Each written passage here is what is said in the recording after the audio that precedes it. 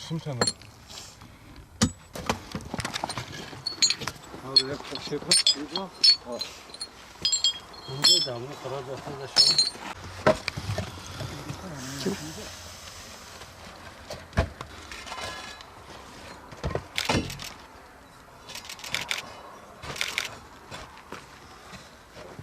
Dur.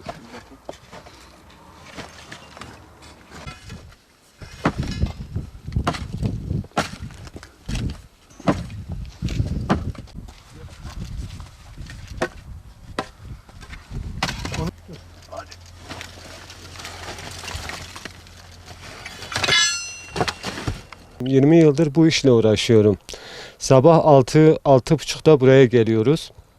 Gördüğünüz gibi ekmeğimizi taştan çıkarıyoruz. Sabahleyin geldiğimiz zaman arkadaşları toplayıp kayaları gördüğünüz gibi manilyalarla kaldırıyoruz.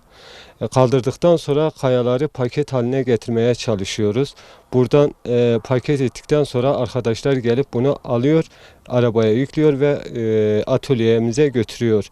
Atölyede hızardan geçtikten sonra ondan sonra taşıyorlar. Binalara hazır şekilde kurmaya başlıyorlar. Özelliği kışları sıcak, yazları serin tutuyor evleri. Gördüğünüz gibi örnekleri var. Selçuklu mezarlığında gördüğünüz gibi türbelerimiz var. 800-900 yıldır ayaktadırlar yani.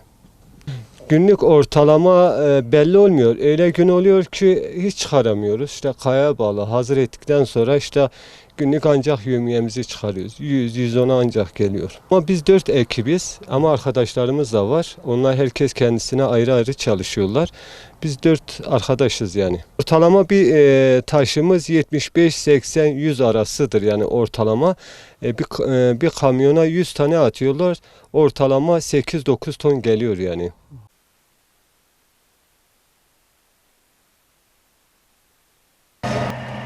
اما کبری آنی خلات اینه بی خانمان شد بین کبری زب دلالن بی مزار جه برا شد بین مزار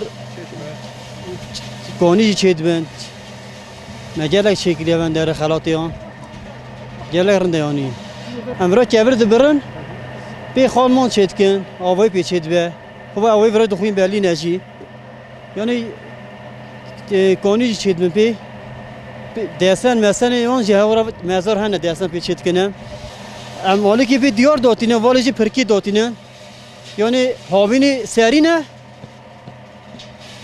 زبستان جی گرمه واسه امروز هر ülke برای چه استانبولی آدانای